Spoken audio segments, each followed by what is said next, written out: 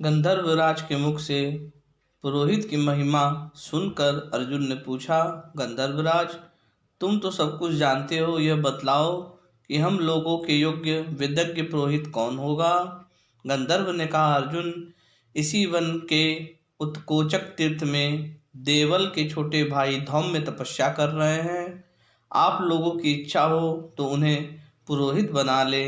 इसके बाद अर्जुन ने गंधर्वराज को विधिपूर्वक आग्नेय अस्त्र दिया और प्रसन्नता से कहा, गंधर्व रत्न, तुम जो घोड़े देना चाहते हो वे अभी तुम्हारे पास ही रहे, समय आने पर हम उन्हें ले लेंगे। इस प्रकार आपस में एक दूसरे का सत्कार करके गंधर्व और पांडव भगवती भागीरथी के रमणीय तट से अभिष्ट स्थान की ओर चल पड़े। पांडवों ने उत्कोचक तीर्थ में धौम्य मुनि के आश्रम पर जाकर उनसे पुरोहित बनने की प्रार्थना की। धौम्य ने कंद मूल फलों से पांडवों का स्वागत किया और पुरोहित बनना स्वीकार कर लिया। इससे पांडवों को इतनी प्रसन्नता हुई और उन्हें ऐसा मालूम हुआ मानो सारी संपत्ति और राज्य उन्हें मिल गया हो। मंगलाचार के अंतर्तर पांडवों ने द्रौपदी के स्वयंवर के लिए यात्रा की। जब नर रत्न पांडव अपनी माता के साथ राजा द्रुपद के श्रेष्ठ देश उनकी पुत्री द्रौपदी और उसके स्वयंवर महोत्सव को देखने के लिए रवाना हुए, तब उन्हें मार्ग में एक साथ ही बहुत से ब्राह्मणों के दर्शन हुए। ब्राह्मणों ने पांडवों से पूछा कि आप लोग कहाँ से चलकर किस स्थान को जा रहे हैं। युधिष्ठिर ने उत्तर दिया, पूजनीय ब्राह्मणों, हम सब भाई एक साथ ही रहते हैं और इस समय एक चक्रा नगरी से आ रहे हैं। ब्राह्मणों ने कहा, आप लोग आज ही पांचाल देश के राजा द्रुपद की राजधानी में चलिए, वहाँ स्वयंवर का बहुत बड़ा उत्सव होने वाला है। हम भी वहीं चल रहे हैं, आइए हम लोग साथ साथ चलें। युधिष्ठिर ने उनकी बात स्वीकार कर ली। सब लोग एक साथ ही चलने लगे। कुछ आगे चलने पर उन्हें महर्षि वेदव्यास के भी दर्शन हुए। रास्ते में बहुत से हरे भरे जंगल और खिले कमलों के शोभायमान सरोवर को देखते हुए तथा स्थान स्थान पर विश्राम करते हुए सब लोग आगे बढ़ने लगे। जब पांडवों ने देखा कि द्रुपद नगरी निकट आ गई है, तब उन्होंने एक कुम्हारे के घर डेरा डाल दिया। वे उसके घर रहकर ब्राह्मणों के समान भिक्षावृत्ति से अपना जीवन निर्वाह करने लगे। किसी भी नागरिक को यह बात मालूम न हुई कि ये पांडुपुत्र हैं। राजा द्रुपद के मन में इस बात की बड़ी लालसा थी कि मेरी पुत्री द्रौपदी का विवाह किसी न किसी प्रकार अर्जुन के साथ हो, परंतु उन्होंने अपना यह विचार किसी पर प्रकट नहीं किया।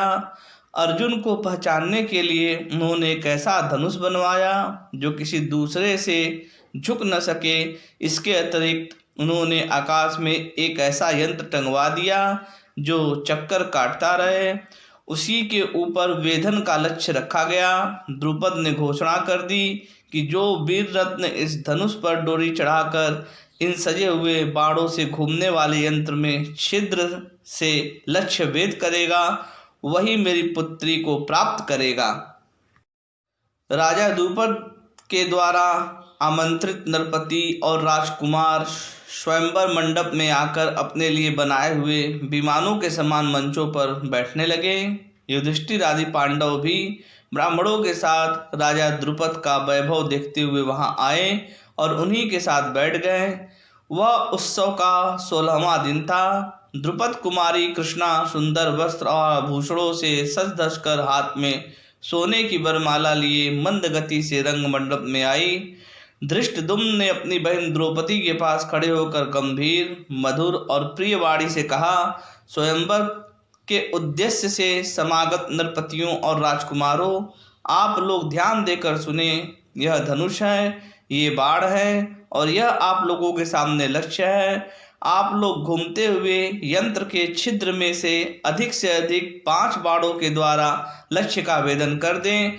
जो बलवान, रूपवान एवं कुलीन पुरुष यह महान कर्म करेगा, मेरी प्यारी बहन द्रौपदी उसकी अर्धांगिनी बनेगी। मेरी बात कभी झूठी नहीं हो सकती। धृष्टद्युम्न का वक्तव्य सुनकर दुर्योधन, शाल्व, शल्य आदि राजा और राजकुमारों ने अपने बल, शिक्षा, गुण और क्रम के अनुसार धनुष को झुकाकर डोरी चढ़ाने की चेष्टा की, परंतु उन्हें ऐसा झटका लगा कि वे धमाक धमाक धरती पर जा गिरे। बेहोशी के कारण उनका उत्साह तो टूट ही गया, साथ ही उनके मुकुट और हार भी गिर पड़े। दम फूल गया।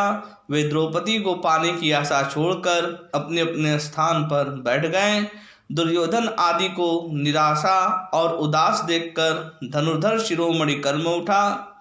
उसने धनुष के पास जाकर झटपट उसे उठाया और देखते देखते डोरी चढ़ा दी। वह क्षण भर में ही लक्ष्य को भेद देता कि द्रौपदी जोर से बोल उठी, मैं सूत पुत्र को नहीं वरूंगी। कर्ण ने यह सुनकर ईर्ष्या भरी हंसी के साथ सूर्य को देखा और फड़कते हुए धनुष को नीचे रख दिया।